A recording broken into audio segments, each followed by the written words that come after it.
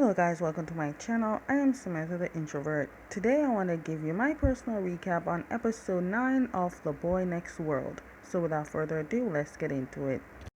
Okay, so in this episode, because remember in episode 8, we ended off with Pugan confessing to Sirius. Well, we are looking at when Sirius is still trapped in between worlds dimension before he went back.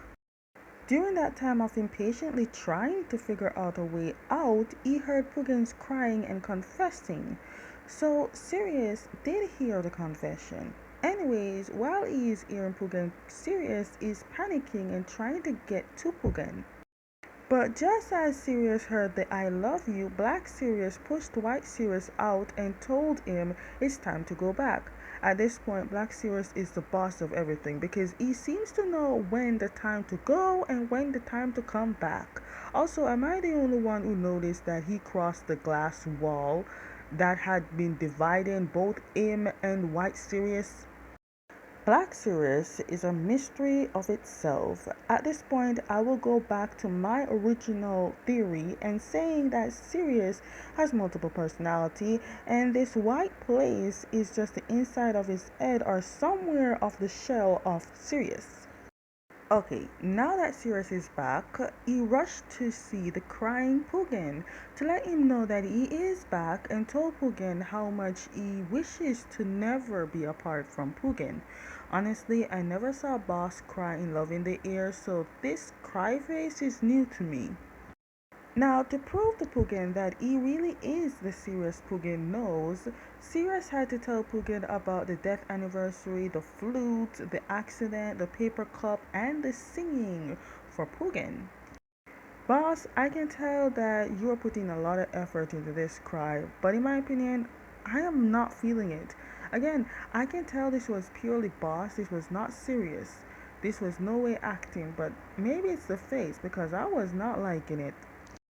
But after all that, Pugan way of making sure that he really is serious, Pugan checked to see if he had a scar, which he does, and yet I still can't understand that science.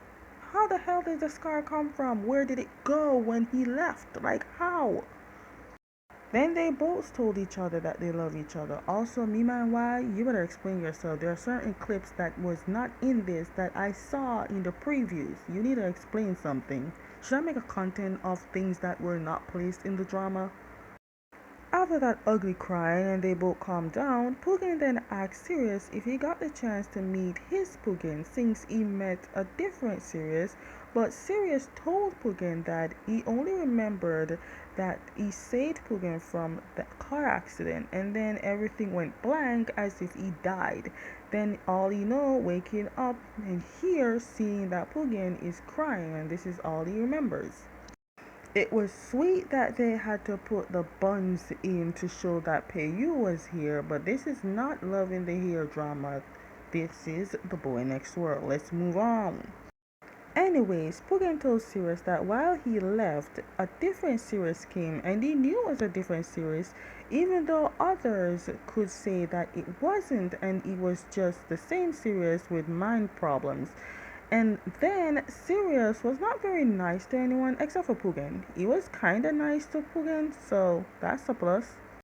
Sirius basically told Pugan that he promised they will never be separated and leave Pugan. But my opinion is that that promise is a big promise. We don't know what might happen if Black Sirius might come back and decided to take you. Hear me out here. Can you imagine that at the end of the drama, Pugan turned out to be someone that we thought he's not? And it turns out Pugan is the mastermind in all of it, and he's actually the one manipulating everyone? Brain blast right there. So, meanwhile, from a distance, we see Jin and Wim looking to see that Pugan and Sirius are together again.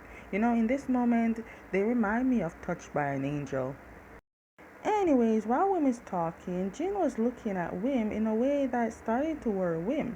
But the real reason is because Jin is trying to see if he can read Wim's mind, but unfortunately he can't. Just then, Jin told Wim he can read minds, but Wim took that sign as Jin messing with him. Jin then tries to tell Wim that E is not messing with him and it is the truth, and also told Wim about knowing about Sirius and the reason he approached Pugan. At the same time, Wim had already almost spilled the reason why, but Jin told him he already knew everything. Now, even though Jin said all this, Wim still don't believe him. Then Wim asks Jin to tell him what he's thinking about.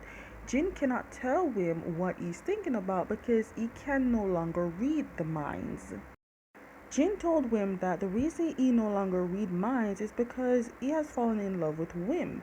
But Wim still thinks all of this is a play and he walked it off.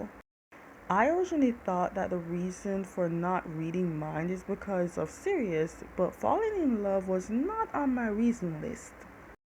Later, Pugan and his two girlfriends, along with Sirius, and the girls told Sirius what happened and what he did, but to them, they think they speaking to the same Sirius and also think that he was having memory problems at the time. They even told Sirius about what his fiance did, but Sirius told them and Pugan that he doesn't have a fiance. The fact that Sirius had mentally left Pugan for a couple of days, and within those days, he came back finding out that he has a fiance. That said fiance almost slapped Pugan, he was rude to people, and he broke Pugan's heart. But then Sirius literally told Pugan in front of his friends that he only has Pugan and will never care for anyone else romantically but Pugan. Then we see Sirius' so-called fiance looking so innocent in front of Achi, who is Pugan's friend. Let me put you on speed on Achi's personality and character. Achi is a playboy.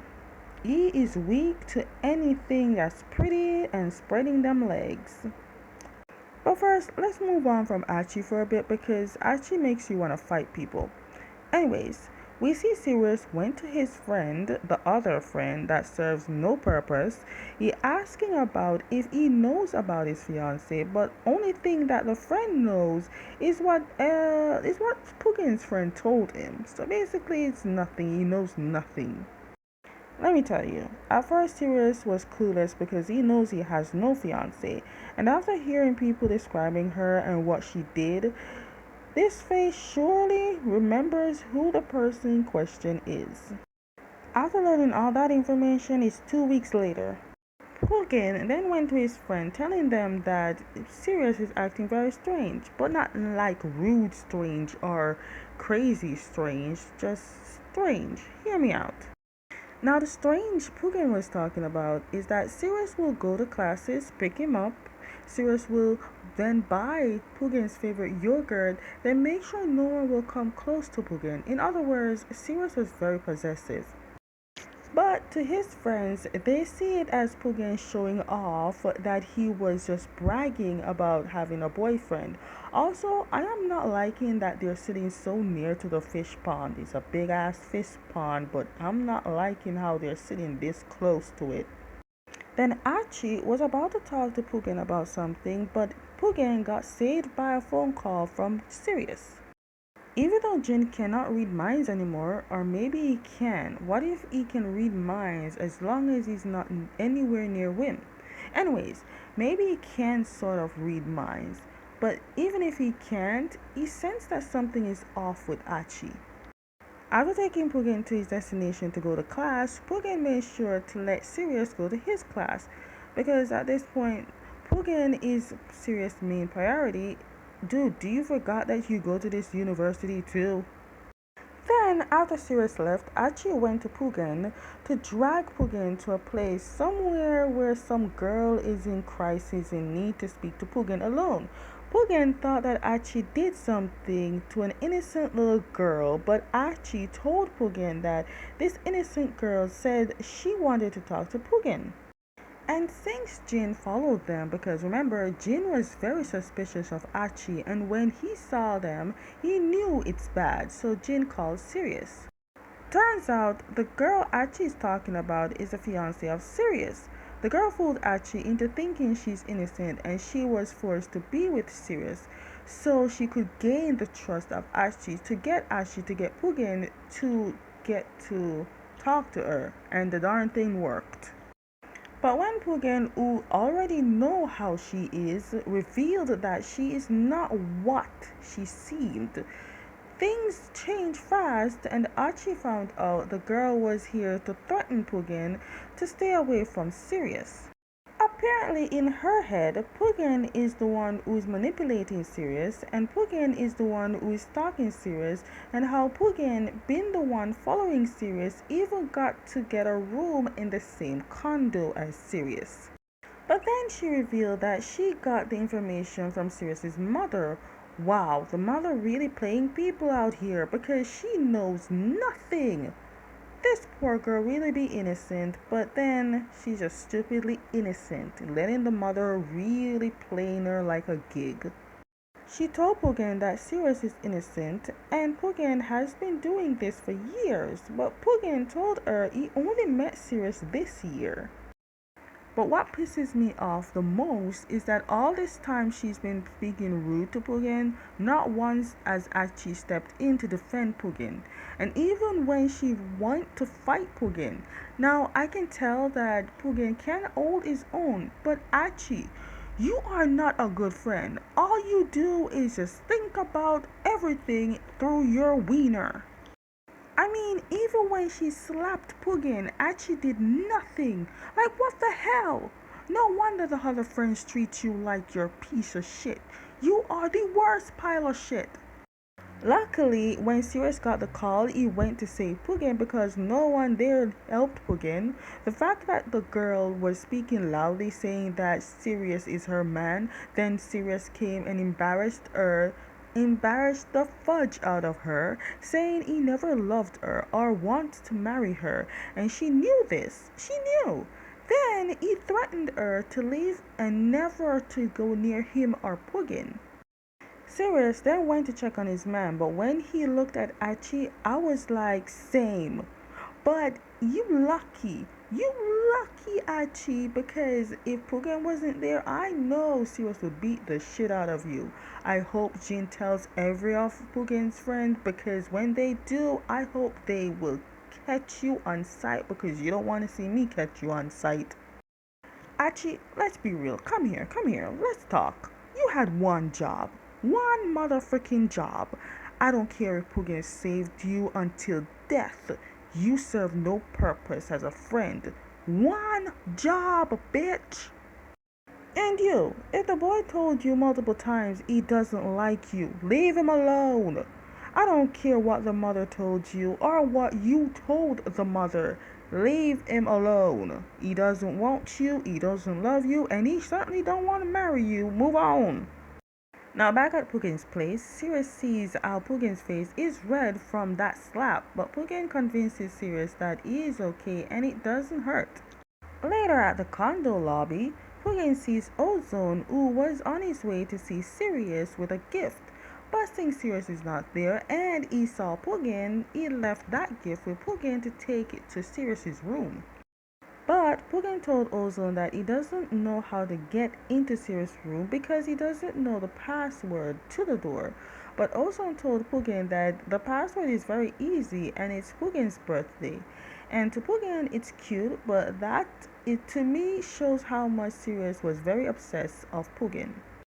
Poor Pugan, out here being cute, taking pictures in the room of his boyfriend. First time he ever stepped into Sirius's place, you gotta admit, I would take picture too.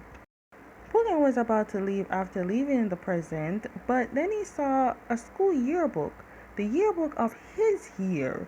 Now, when you graduate high school, your yearbook shouldn't be there. It should be the year when Sirius is graduated. Why did Sirius have that yearbook? Suspicious. When he looked into the book, he saw a lot of pictures of himself, and that's when he starts to put pieces of things together. Like when Sirius's fiance said that they knew each other for a very long time and how he manipulated poor Sirius, but then he knows that he doesn't know Sirius. So Sirius lied to him, but he also doesn't believe it because he doesn't really have proof. But then Sirius came to his room because Sirius is a very tidy person. He noticed that the yearbook is not where it's supposed to be. It's at the table. That's not where he left it, and asked Wim, who was with him, if he went into his room. Wim said no.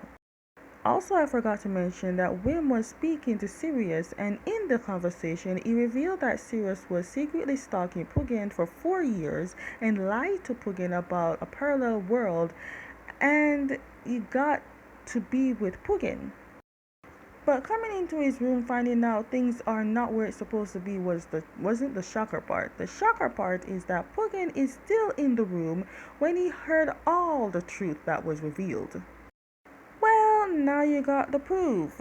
They officially played you like a fiddle. Or in your case, they played you like the flute you had. Way better than the flute. They played you good.